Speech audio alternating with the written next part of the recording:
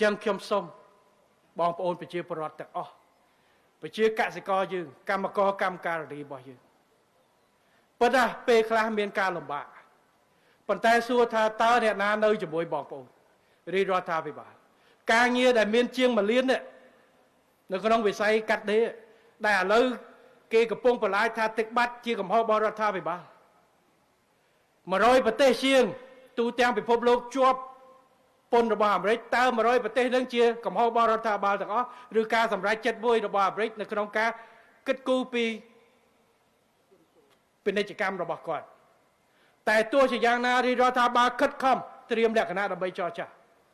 ការពារផលប្រយោជន៍ប្រជាពលរដ្ឋតែទោះជាយ៉ាងណាមកលានអ្នកជាងនេះប្រាក់ខែអបបមាតាំងពី$40ឡើងមកដល់ជាង200ខ្ពស់ជាងប្រទេសមួយចំនួននៅក្នុងតំបន់ដែលជាដៃគូប្រកួតប្រជែងរបស់យើងដូចជាបង់ក្លាដេសដូចជាអីនៅវៀតណាមប្រាក់ខែអបបមាយើងក៏ខ្ពស់ជាងតំបន់ខ្លះរបស់វៀតណាមផងដែរបានប្រប៉ុណ្ណេះដោយសាររាជរដ្ឋាភិបាលខិតខំតស៊ូដើម្បីទាញមកផលរបស់ប្រជាពលរដ្ឋទោះបីជាលំបាកខ្លះអីខ្លះសូមឲ្យបងប្អូនប្រជាពលរដ្ឋពលករកម្មករកម្មការិនីរបស់យើងជឿទុកចិត្តទៅលើរាជរដ្ឋាភិបាលយើងខិតខំថែរក្សាខិតខំកសាងបានប៉ុណ្ណេះដើម្បីបានផលដល់បងប្អូនហើយយើងនឹងខិតខំតស៊ូបន្តទៅទៀតជូនបងប្អូនរបស់យើង